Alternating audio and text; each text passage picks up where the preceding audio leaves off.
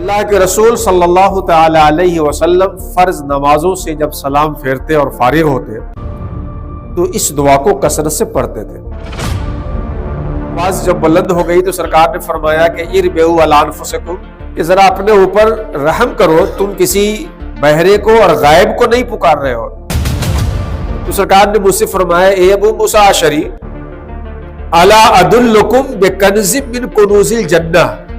کیا میں تمہیں جنت کے خزانوں میں سے ایک خزانے کا پتہ نہ بتا دوں؟ محلے میں اگر 5 لوگ ضرورت مند ہیں اور 5 کو نہیں دیکھ سکتے تو ایک کو تو دے سکتے ہیں، آپ ایک کو بھی نہیں دے سکتے ہیں، آپ اپنے جیسے 5 لوگوں کو جمع کر لیجئے اور 5 لوگ مل کر کے تو ایک کو دے دیجئے۔ میں نے آج آپ کے سامنے اس مختصر سی گفتگو کے لیے قرآن حکیم کی سورہ فاتحہ کی نہایت ہی مشہور و معروف آیت کریمہ آپ کے سامنے تلاوت کی ہے۔ اللہ سبحانہ و تعالی کا ارشاد ہے الحمدللہ رب العالمین، تمام تعریفیں اللہ سبحانہ و تعالی کے لیے ہے جو کہ عالمین کا رب ہے، کائنات کا پالنہار ہے، ساری چیزوں کو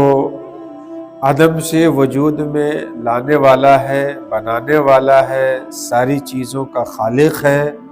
اور ساری چیزوں کو درجہ بدرجہ تدریجاً اس کی صلاحیت کے مطابق مرتبہ کمال تک پہنچانے والا ہے۔ الحمدللہ رب العالمین، جب بھی آپ کو کوئی نعمت ملے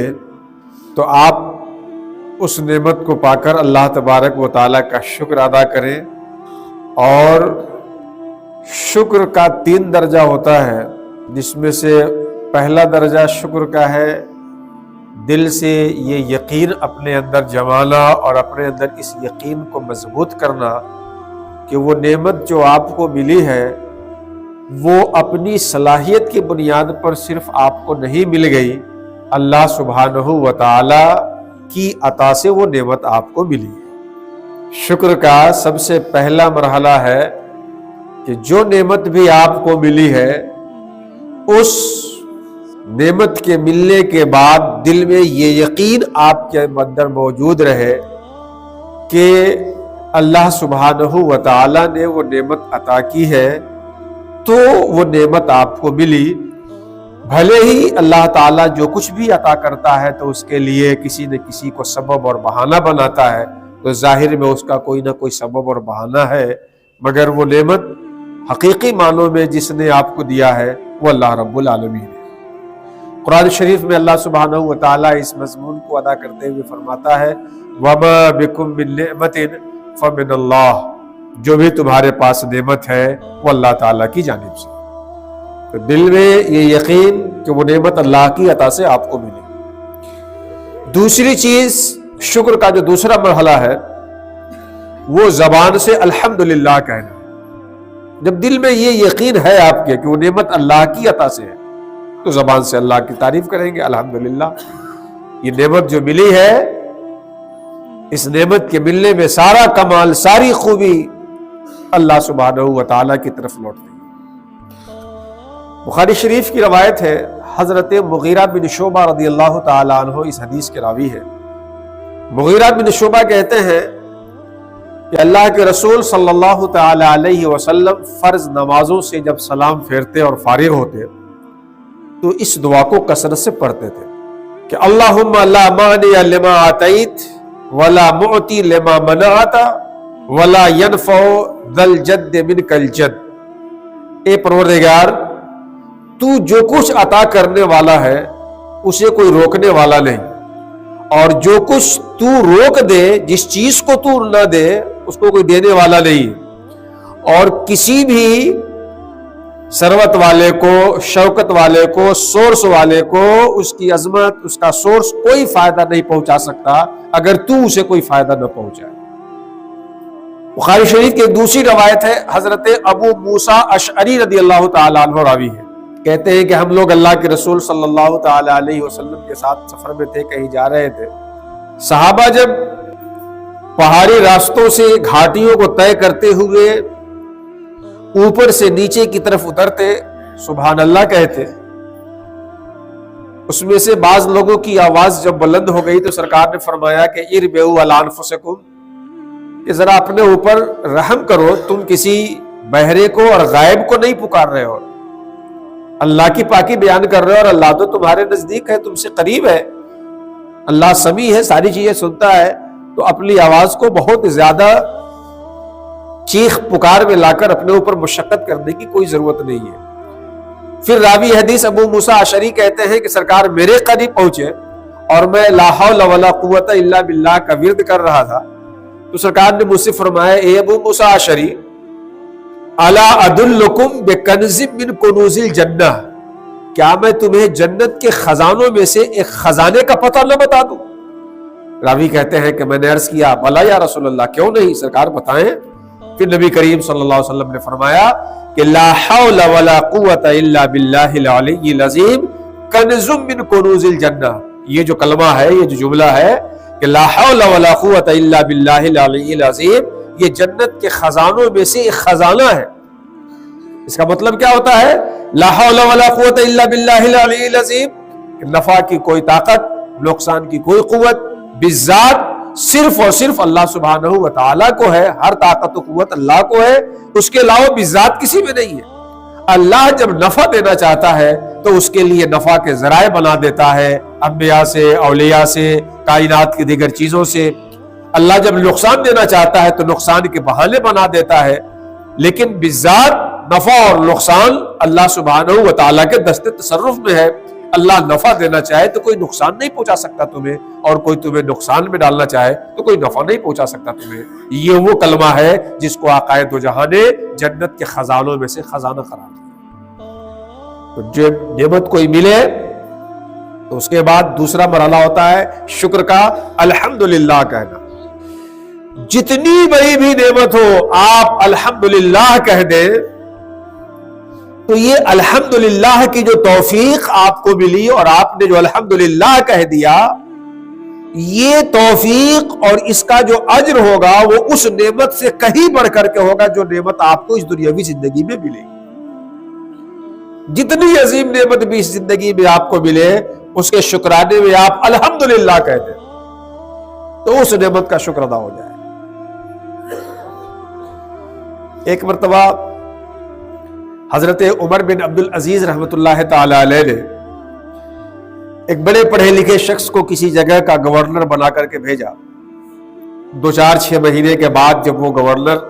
हजरत उमर बिन अब्दुल अजीज के पास आया तो अर्ज करने लगा कि जी, आप तो हमको ऐसी जगह का गवर्नर और वाली बना करके भेजे हैं जहां फतूहात बहुत कसरत से आते हैं, यानी लोगों की तरफ से तोहफे तहाइफ, बड़ा जरखेज इलाका है।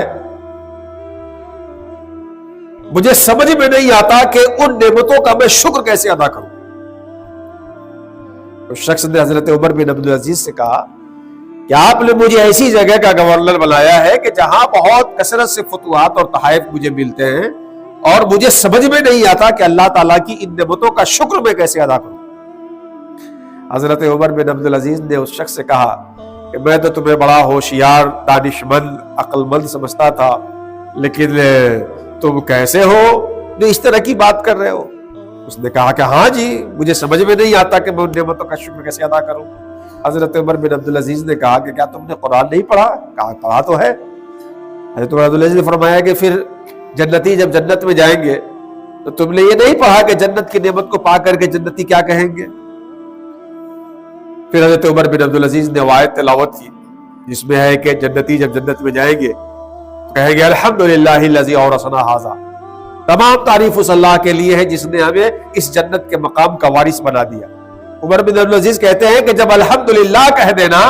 जन्नत जैसी अजीम नेमतों का शुक्र बन सकता है, तो दुनिया की नेमतों को मिलने पे अल्हम्दुलिल्लाह कह देना ये उसका शुक्र कैसे नहीं हो जाएगा? जितनी भी नेमतें तुम्हें सही तरीके पे मिलती है, लो, सही रास्ते पे इस्तेमाल करो और अल्लाह ताला का शुक्र अदा करो, अल्हम्दुलिल्लाह कहो, या अल्हम्दुलिल्लाह कह देना वो उस नेमतों का शुक्राना हो जाएगा।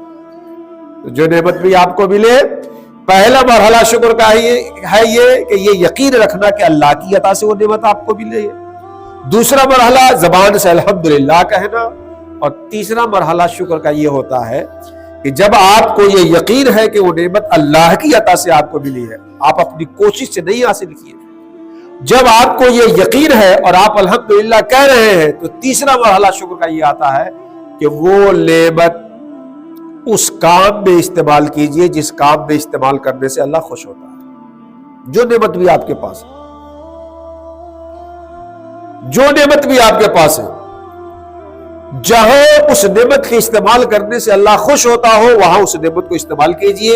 جس طرح استعمال کرنے سے اللہ خوش ہوتا ہو اس طرح سے استعمال کیجئے، اور اس نعمت کو وہاں مت استعمال کیجئے جہاں اللہ منع کیا ہے، اور ویسے مت استعمال کیجئے جس طرح استعمال کرنے سے اللہ نے منع کیا۔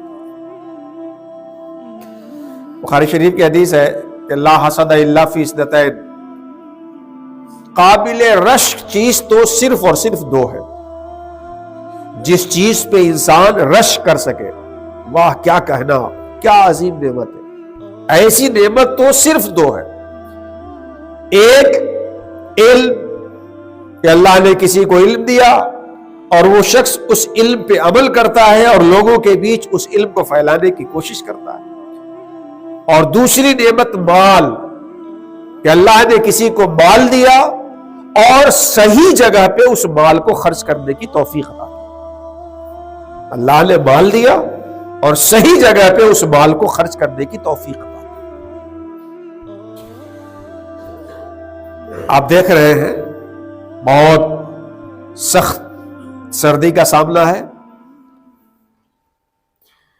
اللہ سبحانہ و تعالیٰ اس دنیا میں جو بھی کرتا ہے اس کی بڑی حکمتیں ہوتی ہیں۔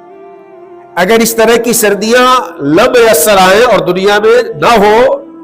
نہ ملے ہمیں، تو ہماری بہت ساری فصلیں ایسی ہیں جو صحیح طور پہ تیار نہیں ہو پائیں گی،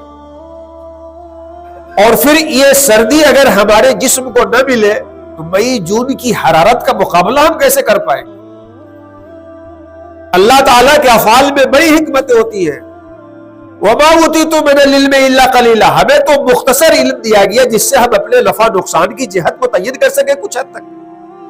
اللہ تبارک و تعالیٰ کے فعل پہ ہمارا حکمتوں پہ مطلع نہ ہونا، یہ اس میں کوئی عیب کوئی نقص نہیں پیدا کرتا۔ اللہ تعالیٰ کا ہر فعل ہزاروں حکمتوں سے لبریز ہوتا ہے۔ اس سردی میں آپ خود بھی اپنی حفاظت کریں، اپنے آپ کو سیف رکھیں، اور اگر اللہ نے آپ کو نعمت دی ہے جس حد تک دی ہے تو ان نعمتوں سے دوسرے انسانوں کے لیے کچھ نہ کچھ کرنے کی کوشش کریں۔ ایسے موقع پہ ہم لوگوں سے چوک یہ ہوتی ہے کہ ہم سوچتے ہیں کہ جو بڑا کروڑ پتی ہوگا وہ دو چار لوگوں کو کمبل بانٹ دے، ہم کیا کر سکتے ہیں؟ آپ محلے میں اگر 5 لوگ ضرورت مند ہے اور 5 کو نہیں دیکھ سکتے تو ایک کو تو دے سکتے ہیں، آپ ایک کو بھی نہیں دے سکتے ہیں، آپ اپنے جیسے 5 لوگوں کو جمع کر لیجئے اور 5 لوگ مل کر کے تو ایک کو دے دیجئے۔ بخاری شریف کی حدیث ہے، اللہ کے رسول صلی اللہ تعالی علیہ وسلم فرماتے ہیں کہ جب تم میں سے کوئی شخص رائی کے دانے کے برابر بھی یا اس سے کم بھی اپنی حلال کمائی میں سے اللہ کی راہ میں خرچ کرتا ہے تو اللہ تعالیٰ اس چھوٹے سے ذرے کو جو اس کی راہ میں بندہ خرچ کرے یوں بڑھاتا ہے جیسے تم میں سے کوئی شخص اپنے جانور کے بچوں کی تربیت کرتا ہو اور اللہ اسے بڑھاتا اتنا ہے کہ پہاڑ اتنا بلند کر دیتا۔ تو آپ اللہ کی راہ میں اور اللہ کی بندوں کے خرچ کی راہ میں کسی چیز کو کم تر نہ سمجھے۔ آقا کریم تو یہاں تک فرماتے ہیں کہ وَلَوْ بِشِقِّ تَمْرَةٍ، اگر تمہارے پاس کھجور ایک ہے اور اس کا ایک ٹکڑا آپ کسی کو دے کر کے اللہ تعالیٰ کو خوش کر سکتے ہو تو اسے دے کر کے اللہ تعالیٰ کو خوش کرنے کی کوشش کیجیے۔ مولا کریم ہمیں اپنی زندگی کے تقاضوں کو سمجھنے اور پوری انسانیت کے لیے ہمارے دل میں ہمارے سینے میں ایسا دل رکھنے کی توفیق عطا فرمائے جس میں کسی کا درد ہمیں اپنا درد محسوس ہو اور ہر ایک کو ہم نفع پہنچانے کی کوشش کرنے والے بن سکیں۔ الحمدللہ رب العالمین، تمام تعریفیں اللہ تعالیٰ کے لیے ہیں، اور جو نعمت بھی ہمارے پاس ہے ان ساری نعمتوں کا منعم حقیقی صرف اور صرف اللہ سبحانہ و تعالیٰ ہے۔ امام غزالی نے فرمایا کہ جو نعمت آپ کو اللہ تعالیٰ سے غافل کر دیتی ہے وہ صحیح معنوں میں آپ کے پاس نعمت ہی نہیں ہے. نعمت تو وہی نعمت بن کر کے آتی ہے جو جس کے پاس جائے اس کو اپنے منعم کی یاد میں لگا دے. اللہ سبحانہ و تعالی ہمیں کہنے سے زیادہ آپ کو سننے سے زیادہ عمل کی توفیق عطا فرمائے. وما علینا الا البلاغ المبین. السلام علیکم ورحمۃ اللہ وبرکاتہ. Welcome to Alasan Media, a media center to spread Sufi thoughts. Please like and subscribe the channel.